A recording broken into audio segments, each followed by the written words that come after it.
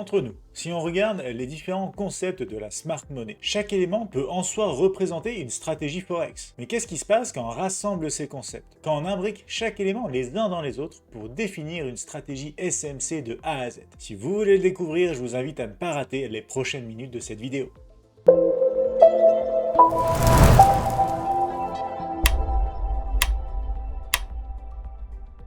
On se retrouve donc dans cette nouvelle vidéo, on va parler de la fameuse stratégie SMC de A à Z, on va reprendre les concepts précédents, les utiliser les uns avec les autres pour avoir une vision complète et très précise du marché. Mais avant tout, je vous précise quelques éléments. Déjà, le but d'une stratégie SMC, bien ça va être tout simplement d'analyser le comportement de la smart money afin de profiter des mouvements de la smart money. Donc on va étudier bien sûr les graphiques, on va étudier les opportunités et surtout les traces laissés derrière la smart money qui vont nous guider à des scénarios potentiels et idéalement à un trading de qualité. Alors, de quoi avez-vous besoin pour cette stratégie? On va regarder ça immédiatement. Alors, quand on parle d'une stratégie SMC, il faut quand même être conscient, bien évidemment, qu'il nous faut une certaine patience. Pourquoi la patience est le premier élément clé ici que je partage avec vous? C'est tout simplement parce qu'il faut savoir que la smart money n'intervient pas tout le temps, exactement de la même manière, au même endroit, exactement, chaque jour. La smart money va intervenir à un moment opportun, bien évidemment, vis-à-vis de ses propres intérêts.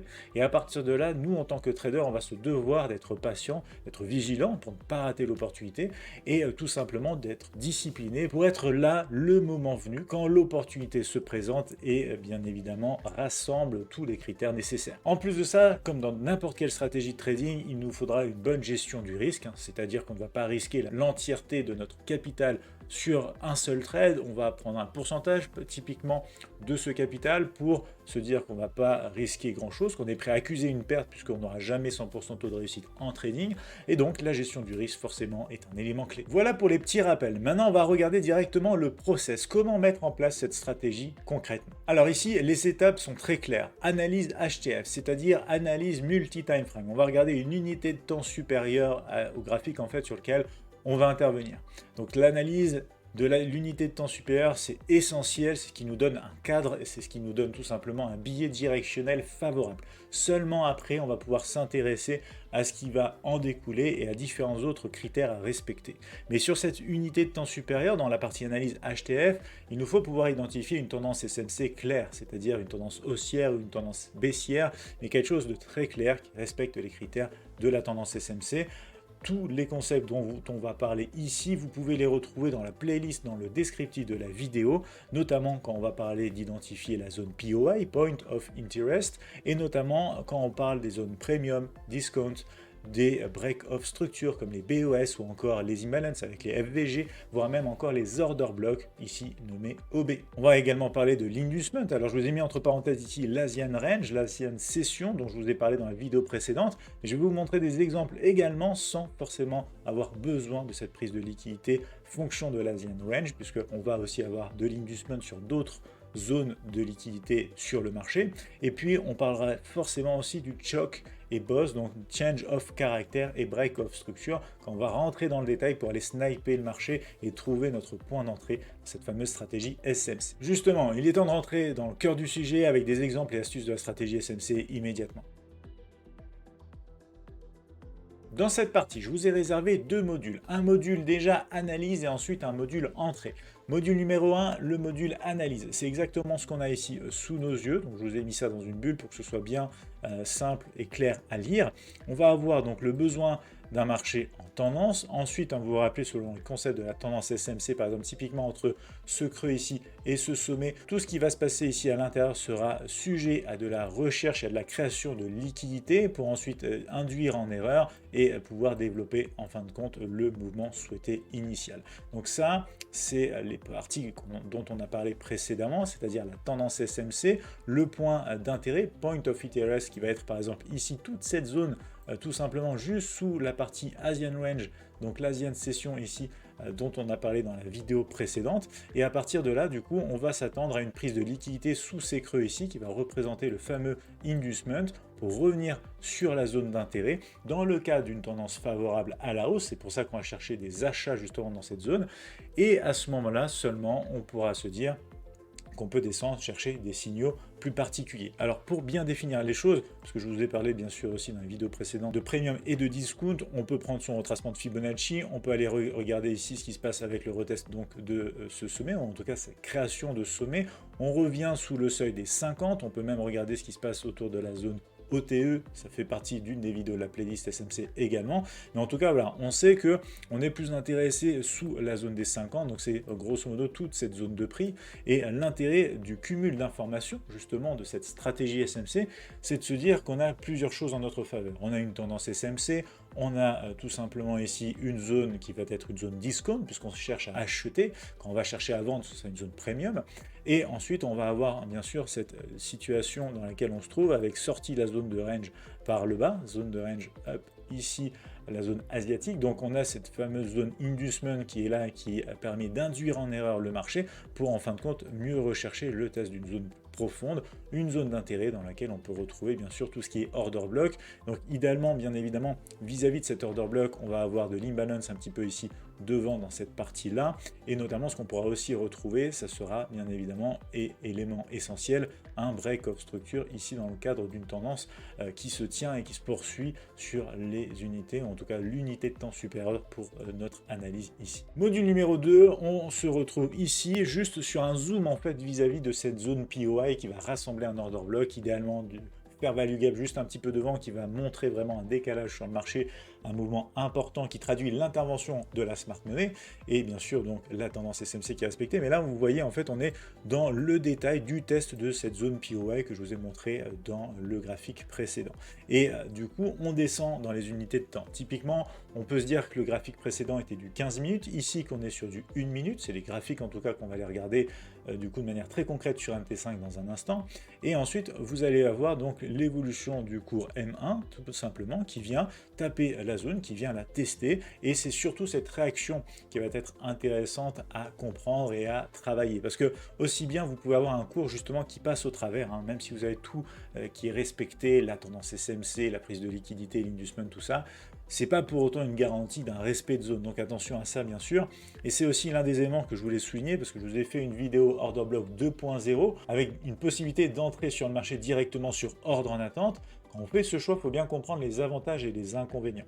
On va tout simplement avoir l'avantage d'avoir un placement d'ordre très simple avec l'order block 2.0 que je vous avais montré, mais par exemple l'inconvénient c'est que si le marché justement passe au travers comme ça, eh bien on accuse une perte. Alors que quand on va regarder dans le détail avec une analyse multi-time frame et attendre patiemment le retournement ici du marché, c'est-à-dire le choc, le fameux change of character, que je vais d'ailleurs vous remettre juste ici comme ça, eh bien on a une sécurité de plus, puisque si ce change of character n'intervient pas, eh bien on est tout simplement dans la situation où en fait le scénario ne va pas jusqu'au bout. On ne va pas avoir du coup un scénario favorable pour exploiter ici un retournement et un respect de cette zone. Or, si on attend que ce choc se fasse, on a une première indication qui nous dit tiens, ça peut être intéressant pour que ça tienne. Si par exemple ensuite justement on revient sur du fair value gap ou si on revient sur un order block, trouver aussi ici un test, eh bien on a d'autant plus de probabilité que ça fonctionne. Donc à partir de là,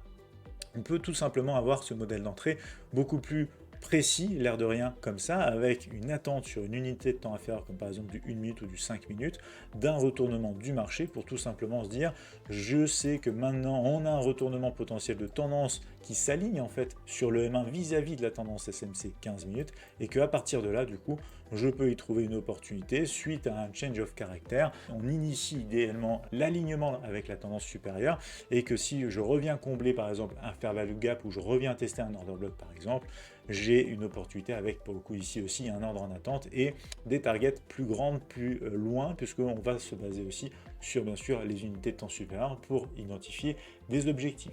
Donc ici vous avez compris l'idée entre le modèle 1 qui est le modèle analyse, vraiment première étape, modèle 2, modèle d'entrée, tout simplement ici avec en attente dans la zone un change of character, un retournement en fait de la structure, c'est aussi simple que ça, pour initier possiblement une opportunité.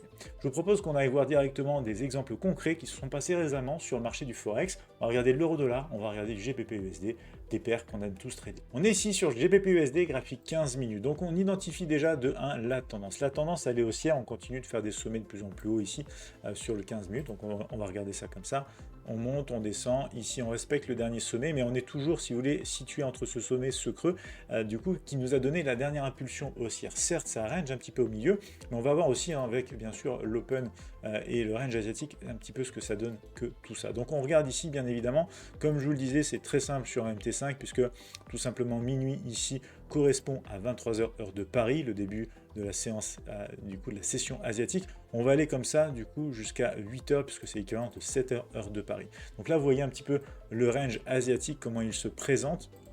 On va venir chercher justement ce range asiatique une première fois, une deuxième fois, mais en respectant tout simplement la première partie ici, et ensuite seulement ça va décoller. Donc là, deux éléments importants. On a une tendance SMC qui se tient, même si on commence à ranger, et là je voulais vous montrer en fait cet exemple parce qu'il n'est pas justement parfait. Faut bien comprendre une chose, les marchés ne sont pas parfaits. Donc à partir de là, vous allez avoir des scénarios qui vont être du coup un tout petit peu aux alentours de l'idée parfaite, du schéma parfait bien évidemment, mais il faut savoir que on a des éléments justement qui vont avoir tendance à varier un petit peu. C'est quelque chose qu'il faut garder à l'esprit. Donc là je voulais vous montrer un premier exemple justement comme ça. L'idée est ensuite bien sûr par contre d'avoir les critères qui sont bel et bien présents aussi. Donc je parle de quoi? Je parle ici par exemple de l'order block qu'on va retrouver juste là dans cette zone ici, qui va être donc retravaillé ici. Si je prolonge d'ailleurs, il retravaille un petit peu par là, mais c'est toujours dans la zone qui a déjà été testée, donc c'est juste un dernier rebond. Et puis, donc on a déjà le schéma qui commence à se mettre en place. Je vous le rappelle, on est sur du 15 minutes ici, on identifie du coup la tendance de fond qui est une tendance ici, tout simplement haussière, version tendance SMC. On est toujours en fin de compte, si vous voulez, entre ce creux et ce sommet, donc potentiellement par rapport à cette impulsion haussière, toujours à la recherche de création de liquidité, de zone d'intérêt PY pour trouver idéalement un rebond, revenir chercher l'entièreté vraiment ici de ce dernier sommet et pouvoir en fait continuer même idéalement à pousser. Donc à partir de là, la tendance SMC est trouvée, on est sur une tendance haussière, on a identifié notre range asiatique qui va nous permettre d'avoir potentiellement ici, et d'ailleurs je peux vous le mettre comme ça, on peut même dessiner cet oblique là, mais je vous rappelle du coup ça va être ce creux ici, ce creux là, qui sont sujets à faire cette liquidité importante et intéressante pour induire le marché en erreur. Donc ici l'inducement, on va arriver ensuite dans la zone order block qu'il y a ici. Pourquoi c'est une zone order block? Bien parce que tout simplement on a du fair value gap qui est devant, on a la cassure aussi de structure un petit peu devant ici, même si c'est vrai voilà qu'on ne casse pas directement cette structure là, on casse une structure qui est plus petite à l'intérieur. Et à partir de là, on a fait notre travail sur l'unité de temps supérieure, on doit désormais descendre sur par exemple des unités de temps inférieures, on va descendre sur du M1 pour voir ce qu'il en est. Donc nous voilà sur le M1, on va désormais aller voir ce qui se passe directement sur le toucher donc de la zone. Alors c'est vrai que je ne vous ai pas rajouté le premium and discount, mais vous avez vu par défaut on était largement en dessous de la zone des 50%, mais on pourra le faire pour le prochain exemple. Ici ce qui se passe concrètement, c'est qu'on est en train de toucher la zone après donc cassure du range asiatique par le bas, donc prise de l'inducement. On est sur un toucher de la zone et on va voir comment le marché réagit. Donc le marché ici, typiquement, il n'arrive pas à continuer vraiment des creux sous cette mèche-là. Donc je ne vais pas faire attention à ce qu'on a ici. Par contre, ici, vous voyez, on continue un petit peu plus. Hop, par là, hop, comme ça, mais vous voyez, on n'a pas à la fois la clôture et la mèche, donc selon les critères qu'on utilise, on n'est pas encore vraiment sur un vrai creux plus bas que le creux précédent. Là, on a un vrai creux plus bas que le creux précédent, ça va être par exemple ici par rapport à celui-ci, il est flagrant, clairement. Ensuite, on a une tentative comme ça de continuer par le bas, ça ne marche pas, on casse le dernier sommet. Donc là, première opportunité également pour se positionner par rapport à ce scénario-là. Pourquoi? Bien parce qu'on casse du coup ce sommet ici. Alors certes, on ne casse pas celui-ci encore.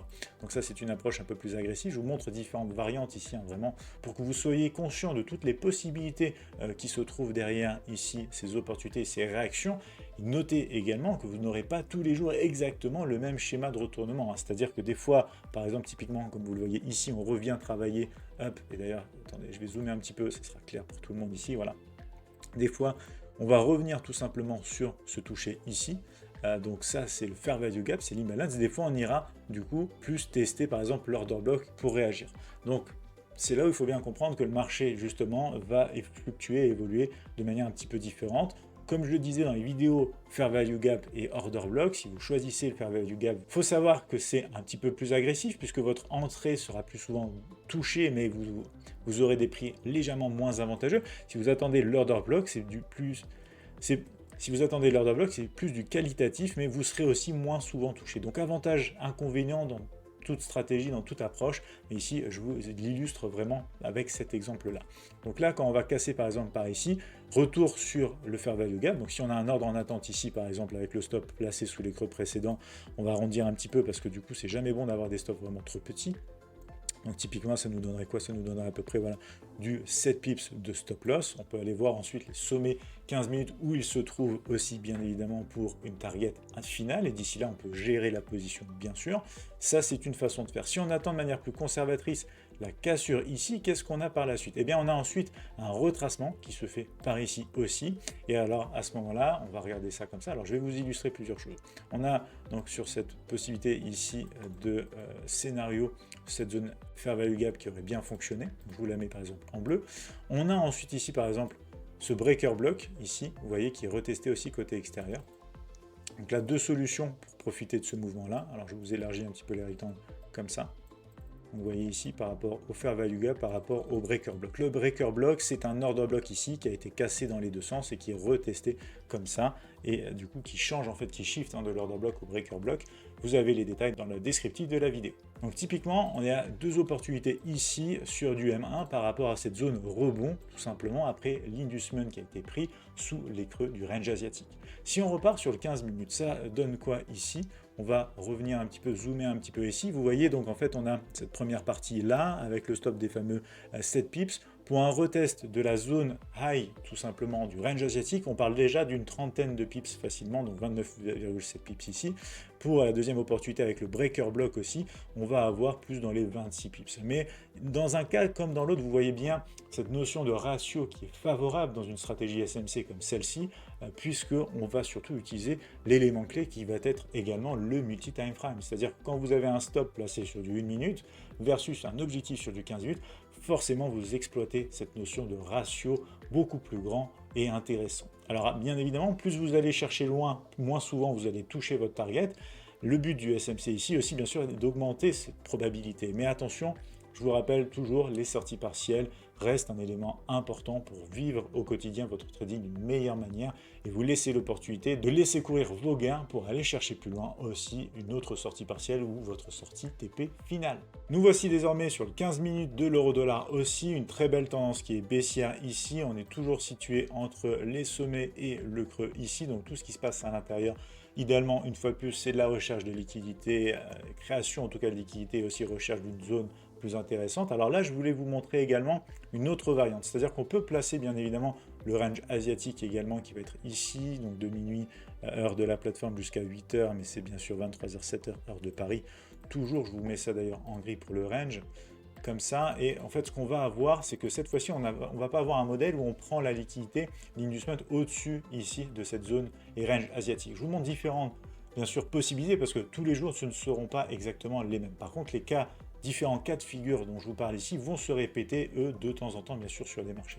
Donc à partir de là, on sait qu'on est sur une tendance baissière, tout simplement SMC. Alors comme je vous le disais, on peut par exemple prendre du Fibonacci, si on prend le dernier sommet de référence, le dernier creux, voilà, on est tout simplement largement au-dessus des 50, puisque les 50 vont se situer ici. Et ce qui va nous intéresser, bien sûr, c'est ce qui se passe un petit peu après cette séance asiatique, c'est-à-dire dans la séance de Londres, pour trader l'euro-dollar, pour trader le GBP-USD, c'est des moments très très intéressants.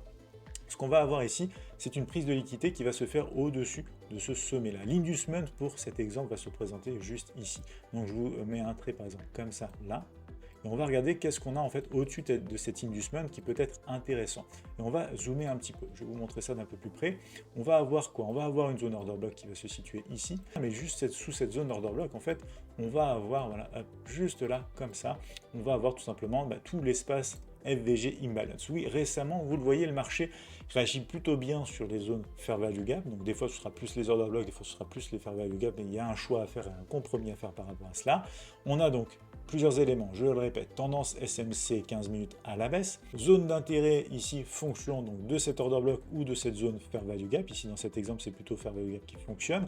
Prise d'inducement, donc de liquidité ici intéressante juste là, et ensuite donc test de la zone. Donc c'est le moment où on passe du 15 minutes au graphique 1 minute par exemple, on dézoome un petit peu, on arrive dans la zone. Alors là c'est un exemple assez particulier parce que vous allez voir qu'on a une réaction qui est en fait quasi immédiate sur un toucher ici de la zone. C'est à 11h52, donc c'est à 10h52 heure de paris et ça part en fait d'un coup à la baisse. Mais la grande question à se poser, c'est est-ce que l'objectif final de ce scénario, bien évidemment SMC par rapport à la stratégie 15 minutes est atteint, et là ce n'est pas le cas. Donc en fait tout ce qui se passe dans cette baisse ici, c'est un mouvement directionnel important certes, mais on y revient petit à petit, petit à petit. Et donc là on va aussi se poser la question, où est notre zone ici, tout simplement intéressante aussi, parce que là hop, on a un order block ici, vous voyez juste en dessous, on a hop, le fair value gap qui se présente juste là aussi. D'accord? Et au passage, bien évidemment, je vais souligner que ici, on a notre change of character. On en a même un plus petit ici, mais si vous voulez être un peu plus safe, vous pouvez le regarder ici, puisque là, il est clairement flagrant. Donc des notions aussi, bien sûr, un peu discrétionnaires que vous pouvez étudier pour essayer de systématiser l'approche. C'est ce que j'aime beaucoup faire. Et à partir de là, du coup, le change of character se fait. On est sur une impulsion et sur la respiration, bien sûr, on va chercher aussi idéalement, ben voilà, une zone également dans laquelle on aura du rebond pour jouer le rejet. À partir de là, si je vous mets cette zone ici, par exemple, en rejet, comme je vous fais d'habitude, et qu'on repart, par exemple, sur le 15 minutes, on va avoir tout simplement, donc, par exemple, sur le début de cette zone, ici, je vais zoomer un petit peu pour mieux vous montrer ça. Sur le début de cette zone ici, ça nous donne ce point d'entrée, en fait, avec un stop toujours au-dessus, bien sûr, de la zone bien sûr, et du dernier sommet réalisé dans le test de la zone supérieure, c'est pareil, on est sur du petit pips ici, hein, on est sur des petits mouvements. Si on arrondit quand même un petit peu l'air de rien, on arrive sur du 5-6 pips, ça reste déjà très petit. Si on veut parler d'un test, par exemple, du creux précédent, on parle déjà des 27, quasiment 28 pips de l'autre côté. Donc là, une fois de plus, hein, si on veut rajouter, par exemple, ce concept premium discount, on est largement dedans également à travers cette dernière jambe ici, parce que vous voyez que les 50 sont pile poil ici. Donc, on a des concordances entre différentes unités de temps, entre différents comportements, ensuite un réalignement de la tendance M1 avec la tendance 15 minutes qui nous conforte dans cette idée de nous dire qu'on est sur le bon billet directionnel, qu'on a peut-être une bonne opportunité. Voilà pour cette vidéo, stratégie SMC de A à Z, vraiment un plan pour bien comprendre le module 1 qui est l'analyse, le module 2 qui va être le point d'entrée, et je vous invite comme d'habitude à retrouver chacun des concepts abordés dans cette vidéo à travers la playlist et une vidéo particulière ici pour continuer votre apprentissage en trading. Les vidéos tutos, c'est pas fini. Je vous retrouve bien sûr semaine après semaine pour continuer votre apprentissage avec la semaine prochaine, le guide de survie du trader.